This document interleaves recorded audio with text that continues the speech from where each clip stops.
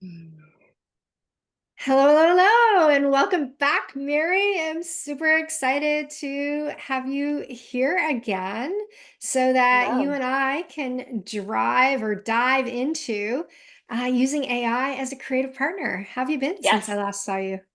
I've been good. I've been good. Had a little vacation. Been thinking about all the different ways to use AI and because I know we're having these conversations, and so it comes up differently for me. And the rabbit holes I've gone into in the last, I don't know, few days have been pretty significant. I know I Yeah. find that because you and I have been talking about AI, I've been pushing myself to use it even Yeah. more. And that's a good thing. Hopefully, our listeners are doing the same thing. Hopefully, you are, as you are following along with our conversations, you are thinking about different ways that you can use AI as well. So, a little bit of backstory. Mary and I both own marketing agencies. And so we spend a lot of time working on creativity. And I think we talked about this a little bit. I don't know if this was an off record conversation or an on record conversation, but we talked about creative snobbery and how, Yes. there are some people that kind of don't want to use AI for creativity because they feel like it takes away from the art. And yet you and I have talked about a lot of the ways that you can use AI as like a creative thinking partner to save yourself time. So, like how to go from the white page to at least having some ideas to springboard off of. So, that's what we would like to talk about today. And, I got to tell you guys, we just had a 45-minute conversation about business that was super cool. And part of me wants to get my team to go back and edit snippets of the behind the scenes to share with you guys, because I think it would be really valuable as we talk about our businesses and what's going on in our businesses. It's actually really insightful, I think you. Yeah, it's I feel like in some way it's business owner therapy. And there's the what are you learning? What have you done? What conversations are you having? And I, in particular, because we run similar businesses, there are parallels. But also just I don't know, the fun of digging into the business and talking Yeah. about it on it is yeah, it's for anybody out there, it feels like a little bit like therapy, entrepreneur therapy. Yeah. I mean, we talked Yeah. about clients seeing the ROI in an investment. We talked about why we don't engage our husbands in our buying decisions. We talked about investing in ourselves. We talked about, outsourcing operational help in our business. We talked about what makes for a great executive assistant. Like we had a great conversation. I Gosh, think all that stuff would be so covered the valuable. gamut we I did. Yeah. know. I Yeah. know. I know. Yeah. All right. So let's get started. Let's start by talking about prompts because Mhm. in order for AI to be a good creative partner, you have to be a good creative director. Yeah. And I feel like you and I are both kind of in that creative director role as leaders in our business. Like we're directing the vision for our clients. And so when you think about how you give a prompt to AI, what are some of the things that you're doing that help you get better results from AI? Because I know what I have learned and what I believe is garbage in equals garbage out. The more Yeah. vague you are in the prompt, the more vanilla of a response you're going to get. So let's talk a little bit about how we're both using prompts to really Yeah. get AI on our side to work with us. Yeah. So it's a fun process to go through and trial and error just to see what you get because really just go in and start asking questions. I'd say because that's how you learn. But I'd say fundamentally the big thing I learned is that you're not we've Google taught us to search for with terms that delivered a bunch of results that then we would sort through. And so we almost, in some level, have to forget all about that and and consider your prompts as if you're asking a person a question. You're having a conversation with a person who has this depth of knowledge and experience, and you're getting that answer back. So for me, it Mhm. was really changing from I'm looking for I don't know It's not a search blueberry query. yogurt that's yeah right it's not a search query, it's not a long tail search, it's a question, it's a directive, If I'm looking for a target customer group, I'm giving hey, can we create persona for a wealthy 85-year-old woman in Florida who is widowed, da, da, da. And what does this person like, not like? So you get into way Mhm. more, and then you get an actual answer back, not just a list Yeah. of options, right? Yeah, I try to approach it from a BCF perspective. So B stands for background. I want to give it background information. So sometimes I'll say, pretend you are an executive assistant, or pretend you are a Mhm. leadership consultant. And I'll give a little bit of background information in terms of how I want them to be thinking about the advice that they are about to give Mhm. me. And then C stands for context. I give them context on the prompt. Like I don't just say, how do I explain this? It's like the background information, the context that you would give another human being to really Mhm. understand the outcome that you are trying to generate. And then the Mhm. third thing is the feeling or the vibe that you want from the creative ideation that you get. So, I'm working on this new group coaching program, and I want it to feel very exclusive. I want it to feel more like the Four Seasons than um, Motel 8. And so Mhm. helping ChatGPT to understand the feeling or the vibe that I'm trying to create, when I combine that background, context, and feeling, I feel like I get a richer set of ideas from ChatGPT than if I just put some basic kind of prompt in. Like you Yeah. said, if you use a Google query, you might as well just use Google, right? Might as well, yeah. Yeah, So I think absolutely. Oh, it's I love that. important. F. BCF. Yeah. Yeah. Background context feeling. Yeah, that's really good. That's really good. The background can be really simple. I need you to behave like you are an expert in this. And then the Hmm. context is really the meat and potatoes. It's kind of like when you give direction to your team. You don't Hmm. just say, hey, I need a website. Well, yeah. Okay. Who's it for? What are the objectives? What do they want to Yeah. accomplish from the website? Who's the buyer? Like you have to provide more context in order for your people to be successful. So why wouldn't you apply the same level of context when you're asking AI to help you? And so Totally. that totally is a way that's worked for me. The better Yeah, I mean context, the better result. yeah, it is like you're talking to a person.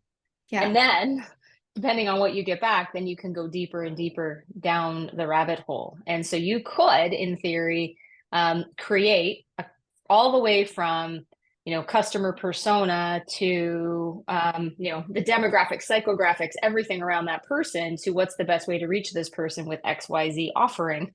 Um, and you'll get Mhm. answers back that might be a little bit basic. But then that gives you're getting that quickly, so then you can apply your wisdom, insight, and experience to what you get back from them, Yeah. right? What I have found is the more thoughtful you are with the initial prompt, the better the answer you get, and it saves you time. Because if you Hmm. start with a smaller prompt and then you keep going deeper and deeper and deeper, well, now you have to kind of go back to all the stuff. Because what I noticed that AI will do is it will drop information off that it's already given you. And so I've been in a situation where I've had to copy and paste multiple times, or I've had to ask it Mm. to go back to the very beginning and summarize everything and point out that you forgot about ABC. And then it apologizes ever so nicely to me and we'll wrap it up together. But if in your prompt, if you don't remind it to go back to the beginning and summarize everything that we've discussed thus far, it'll start dropping pieces. And then it's up to you to go back and kind of build the pieces Right. together, which to me feels like too much work. Oh yeah. I mean, you're doing the work over again at that Yeah. point. Yeah. Yeah, yeah, yeah. So Yeah, let's talk about idea generation. So mhm. when I'm using it for idea generation, typically I'm coming with, give me some, I want to do a workshop on ABC. the target audience is DEF. The topics that I want to think about are ABC. Can you give me some additional examples of topics that I may want to consider incorporating into this? And then it will feed topics to me. It's not telling me how to deliver the material. It's giving me ideas to think about. And then I get to choose which of those ideas that I go, oh, yeah, I can talk about this and this and this. And then I bring my own kind of expertise into the mix. But I feel like as an expert and thought leader, sometimes we're so close to things that we forget the things that other people may want to know. Yeah. So I'm going to give you an example. I had a conversation with someone this week who started a new business, and they're probably in their mid 40s and they've never had a website before, and they want to build a website. And so they're a little bit price sensitive right now because they've never built a website before, so they have no idea what to expect. And I was explaining to them that in addition to the cost of the website, they need to be prepared to pay for hosting every month, because they don't realize, like, they've never had a website before, so they probably don't know that you need hosting. So that's an example of something that I normally wouldn't even talk to somebody about, because you kind of assume everybody knows about hosting. And Hmm. so AI will kind of bring up some of those little things that maybe we're so close to that we don't even think about telling someone, because you think they already know that. And I Yeah, find that to be totally. helpful. Well, sometimes we trip over the basics. And Hmm. one thing that I love getting results back from AI is you get the step one, step two, step three, or here, I've combed everything available in the internet to give you the 10 ways to do something. And you may have thought of four of the ways because they're the most present and recent in your mind or the most effective or whatever, but you'll miss out on you'll miss out on some too, which I just love because it prompts other thinking. So if you think about it as a brainstorming tool and no idea is a bad idea, um, you can go and trigger Hmm. ideating, but then that helps add to your own, expand your own sort of scope of opportunity, and then you can continue to riff and build on that. So I'll use it sometimes too to give them. I'm doing something like this, and I'm trying to describe something, whatever. And then because I've given it a similar or a common thing, then I'll say, but I want this to be different in this way. Help me. And so you can kind of use what you know, but then ask for differences, enhancements, or even, tell me why this is a bad idea. Hmm. Tell me all the gaps, the risks, Hmm. the what I should know that I'm not thinking about. And you get Hmm. some of that stuff too, which is pretty cool. Yeah. I Yeah. also like it for helping me to generate ideas to talk about on the podcast. So if I Oh have a yeah. specific topic and I want ideas, or if I want to do a series on the podcast, asking AI, like I've asked AI a few times during this series with you, what other things should we consider? And sometimes it comes up with some things that I've incorporated into our conversations. I'm trying Hmm. not to add things in because AI says. I'm trying to, you and I have like a little debrief before, so we want to make sure we're talking about things that we have firsthand knowledge using. Because if we do that workshop that we've been talking about with everyone, Hmm. where we roll up our sleeves and show people how to do this, we don't want to bring things into the fold that we haven't actually done ourselves. So I think it's important not to bring things into the mix that you haven't done, but maybe it's a great way to also figure out things you need to learn more about. Yeah, and Um, try things to yeah, try. Yeah, yeah. yeah, totally. I'll do It, it sometimes. So I do a weekly newsletter called One Thing Thursday, and it's just one idea, sort of one key takeaway. And I'll have the idea. It usually is an inspiration, like you just said, Lisa, from conversations I'm having with clients or things that are going on in the business. And so I have the overall concept, but I want to build some meat underneath it. So I'm like, and one of them, like the one I did this week, was no idea is a bad idea. And I know that that's a theory. In fact, we need more bad ideas to get good ideas, right? right. So so I'll use that premise and then say, how do we create a culture of no idea is a bad idea. And then ChatGPT will give me some answers. I'm like, okay, well, I like these ones, I don't like these ones. How would I frame this?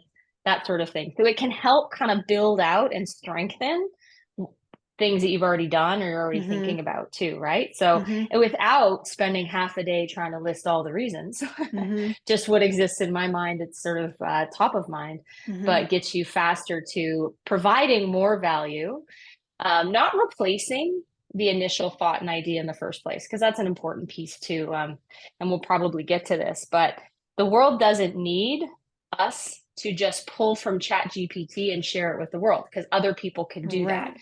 The I world mean, needs us to use AI as a tool to help us deliver more value, but not to lose the insight value that we have as business leaders, subject matter experts and that sort of thing. So right. it's really a tool that can help you get to where you need to go faster. It can absolutely enhance, expand the value that you offer and get you there quicker, but it doesn't replace the value of your own perspective and voice. Um, 100%. You need to become a yeah, good synthesizer of information and leverage yeah, what ChatGPT offers you with your own expertise yeah, because you are so unique. There's no one else in the world that knows what you know and has had the same life experiences as you. that's right. Another thing that we use it for on the marketing side for social media is we found it has some really great ideas for LinkedIn polls. And so asking it to come up with different polling ideas that we can use on social media has also been good. And the polls tend to do very well when we use the ideas that we've been given from ChatGPT, Right. which Oh, is that's a great, good idea or too. AI as a whole, not just ChatGPT.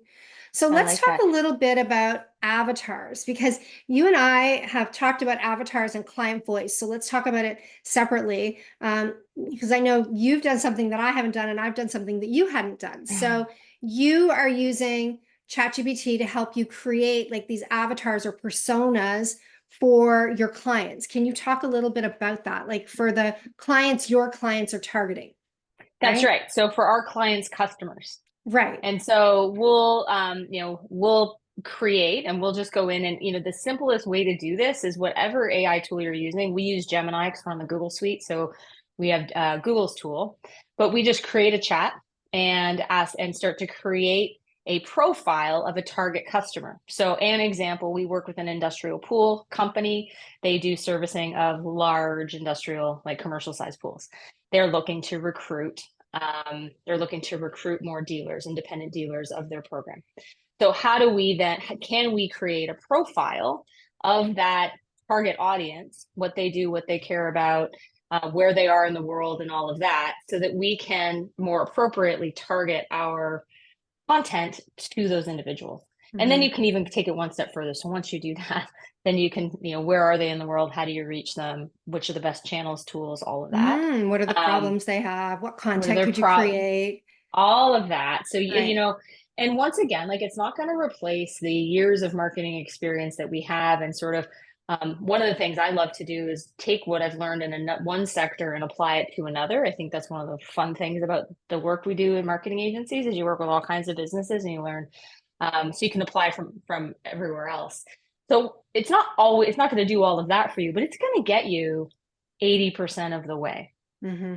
in most cases, right? And then Yeah. then you get to spend your brain power doing the refining as opposed to the heavy lifting. You get to do the fun stuff sort of at the end. But Hmm. what's neat about that is it's so simple. You don't need any special AI platform for it. I know there's a lot of platforms out there that are specific content generation ones, but if we just have by client a list of chats that we have saved and profiles around their target customers, which helps us then meet their needs, right? I think what you just said Yeah. is really important too for our listeners is chats that you have saved because you can Mhm. go back to those chats and you can keep adding to them. And I think Yeah. sometimes people just start over, they act like it's Google. And so they Yes. start over. It's like a new chat for everything. That's not how you use AI. So this is kind of more like prompting again. It's like think about the things that you have as like a knowledge bank, and you can go back to the knowledge bank and you can iterate and get more information based on everything that's already there. You do not have to start from scratch each time. In fact, you should not start from scratch each time. Right. Right. So, what we've done is because some of our clients want us to write in their voice, they want us to Mhm. create content for them that sounds like them, is we have used AI to establish a client voice. And so, we will get AI to ask us a series of questions about the client that we can answer. And then Mhm. we will give AI certain pieces of information to learn the client's voice. And then when we want AI to write something that sounds like that client, AI does a better job of it because they have so much information on the client. Mhm. Specifically, you getting AI, like this is a really great thing. If you're listening, get AI to interview you. Ask AI to ask you 20 or 30 questions to learn your voice so it can help you create content that sounds more like you. Now, we're going to talk about content creation in the next episode that we have scheduled. So, we're not going to go into a ton of detail on this, but getting if you're reading AI and you're like, it doesn't really sound like me, it's because AI doesn't know your voice. If you take the time to create one of those channels and get it to learn your voice and then Mhm. ask it to create something for you, you will find that it gets to know your voice and can write better that way. Another interesting thing that I've seen somebody did, a client of mine, she put something in AI and then she said, "Do you know who Lisa Larter is?" And AI is like, "Yes, Lisa Larter is blah, blah, blah, blah." She's like, "Can you take this content and write it in Lisa Larter's voice?" And it Mhm. literally rewrote the content in my voice. And it did a pretty darn good job, which is interesting. Yeah. So if there is a writer out there that you like, so I know, people love Marie Forleo, they love Donald Miller. Like there's certain people out there that we think are just brilliant. You can ask AI to help you write more like that person. Now, I think you still need to tweak and modify and edit, but those are things that you can do to really bring voice into the conversation so that it doesn't sound so AI generic. Yeah, I think that's a huge thing. I can spot generic AI so quickly. Especially, I Yeah. mean, especially if you know the person. So, like all of our thought leaders out there that are Yes. putting content out into the world, um, if you put something out there, it'll be really easy for people to tell that you didn't Hmm. author it yourself. Yeah. And it's not, you don't have to do that much to it. You can use AI for um, the idea, and you can get 80% of it done. But Yeah. the first 10% and the last 10% should really be you in your voice giving it direction. Um, 100%. yeah, yeah, 100%. Um, you use AI for competitive analysis. yeah. I mean, Talk to us about um, how you do that.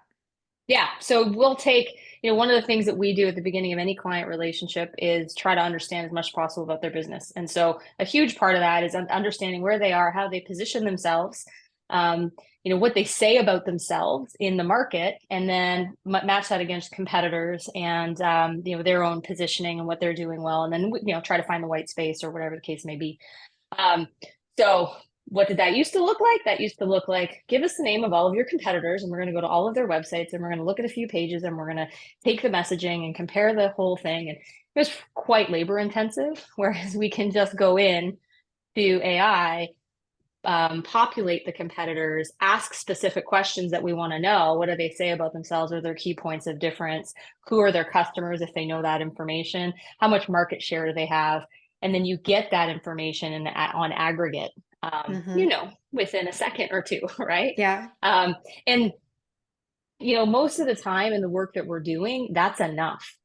So it's taken hours into minutes because it's enough insight.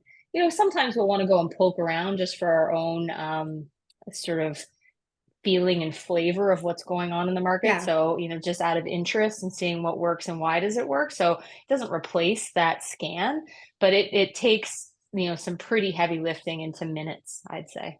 How Yeah. are you using it? Yeah, Which helps you then move faster for your client, which helps them get results faster.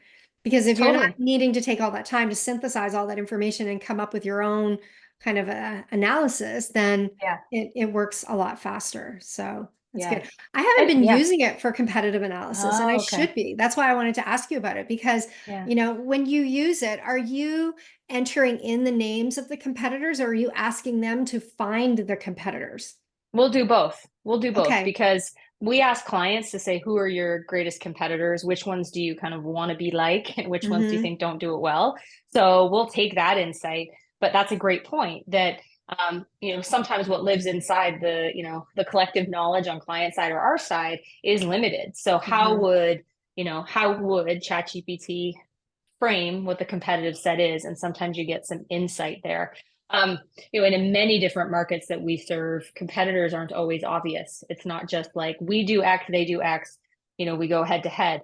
it's the competitors that are alternative choices altogether. I mean, in Right. marketing, sometimes Right. the competition is people do it internally, so Right. it's not always a direct competitor. So you'll find that Yes. you can get some of those insights too. So yeah, I mean, it'll fill gaps because we don't, the scope of our brains and what we're thinking about on any given day is limited. So Yeah. You only know we what you can do know it for both. until you don't know. That's right. Yeah. And it's objective in some way. I mean, it's not filtered by either us or our clients and their feelings about any XYZ competitor. Because there's lots of times you think you Hmm. know something about a competitor or a different business, but the way the world sees that business is different.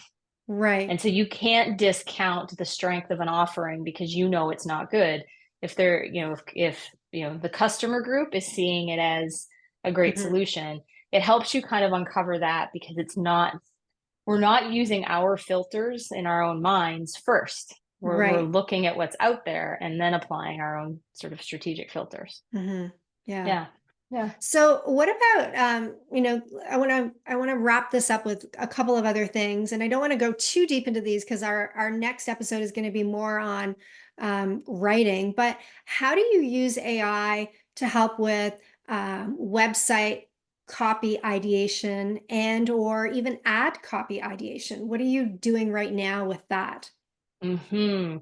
So, what I love about the digital world is that everything is tracked. And Hmm. so we get performance results on everything. So we don't have to start anything from scratch.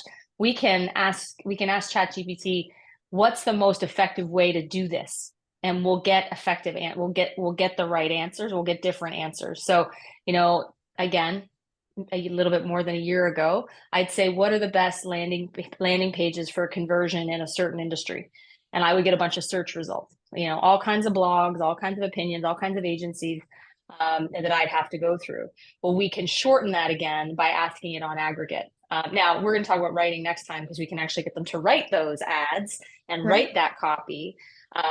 But basically, you're getting the cream of the crop. You're getting sort of what rises to the surface as best performance instead of trial and error, which is kind of how it Hmm. used to be. It'd be like, okay, well, let's write 8 versions of this ad and see which Right. one performs better. Which, we still do some A/B testing and things like that, but it just helps us um, get proven results faster. Yeah, I think that, you could also use it to give you examples of websites that are already successfully doing something that you're trying to Hmm. come up with ideas for. You could use it to give you examples of about pages that are best performing in certain industries. You could use it Yeah. to help you find service pages and maybe synthesize what makes the service pages the most successful for people. Yeah. I think it's like really thinking about the ideas around how to make something better. Like, you know, years ago, I read Building a Story Brand with Donald Miller, and I fell in Hmm. love with the book and I fell in love with his ideas. And I went to his, Building a Story Brand workshop, and I bought the digital version for my team. And then all of a sudden it was like I couldn't unsee Donald Miller websites. They were everywhere. And so I'm a big believer in what Sally Hogshead says, which is different is better than better. And when somebody's Hmm. idea becomes mass market and now everyone is doing it that way, it's time to disrupt it and do it differently. And so I Hmm. think it's important that we're looking for the disruptors when it comes to the idea Yeah. generation too for websites, so that you aren't looking like a Me Too site that is exactly the same as everyone else. I've started to Yeah. modify the whole story brand framework for our clients to really create what I think is a new and improved framework based on seeing so much of it in the marketplace. Yeah, I love that. I love that. I mean, the sort of flip side of that is different for different sake because sometimes the stuff that works for a reason, and so there's this balance of let's be different because we stand out and let's not follow a formula because formulas tend to be seen and not noticed. I mean, our number Hmm. one job as marketers is to get my attention. You got to get people's attention first. I've also seen in the pursuit of something flashy, something interesting, something you're creatively proud of that doesn't do the job of converting because it's a different objective, right? Like Right. let's put tons of video on a site that doesn't load well. No. answer the person's question in seconds. That's how you, Right. so there's that balance too. I love that idea though of asking about disruptors. I think Hmm. that's a great filter. I Yeah. think the biggest thing around idea generation, which we talked about at the very beginning, is really seeing AI as a partner, seeing it like an extension of your team, and talking to it and treating it like a really smart partner that can bring information to you Yeah. fast. And not just treating it like Google, but actually treating it and communicating with it like it is an extension of your team. So, I want you all listening to think about, you have a new employee on your team, and they only charge you $20 a month, and they will give you as much work as you want. Like, what do you want this thing to do for you, and how can you communicate with it to get the best ideas and results and performance that you want? And it takes practice. I mean, I think that this is why I'm excited about you and I potentially doing this workshop together if Mm, people are interested, because I think that when you sit in a room with people and you get them to roll up their sleeves and you walk them through, okay, use this prompt, now try this prompt, now try this prompt, and they start to see the difference in what they mhm. can get from AI, and they start to see how these tools work in real time. Because Yeah. listening to us is one thing. You're going to take away some ideas, and that's great. We want this to be valuable for you. But actually rolling up your sleeves and doing the work, and even having conversations with other people about how they're using AI, like Mary and I are doing, is really important as we continue to move forward with this. AI is not going away. It's going to infiltrate itself into your business in some way. Yeah. So don't be like people were 20 years ago who thought social media was a fad and stuck their head in the sand for a decade and then tried to catch up. Be an early adopter, be somebody who's in it right now trying to figure out the best way to use it for your business. I don't think you'll regret that. No, and if I had like one takeaway, one thing to do differently, the next time anyone thinks to open up Google or to, reach out to a colleague and ask them a question about something, try AI first. Just Yeah, just as a practice, right? Like, oh, I'm going to Google. Wait a second. There might be a different way to do this. Um, 100%. yeah. Yeah, Yeah. I agree. All right. Thank you, Mary. Cool. Mary, this was a great conversation. I hope you all Thanks. got tons of value. And we'll see you next week, where we're going to dive into content creation, which I think is an area that is potentially a slippery slope. There's some really good stuff about this, and there's some not so good stuff. And so we are going to unpack all of that in our next conversation. So we will see you next time. And hey, by the way, if you're listening and you're enjoying these conversations, give us some podcast love. If you have not left a review or given us a rating on the podcast yet, or whichever podcast your platform you're listening to, take a minute and do that, would you? It would mean a lot to us. It would mean a lot to me. All right, we'll see you next time.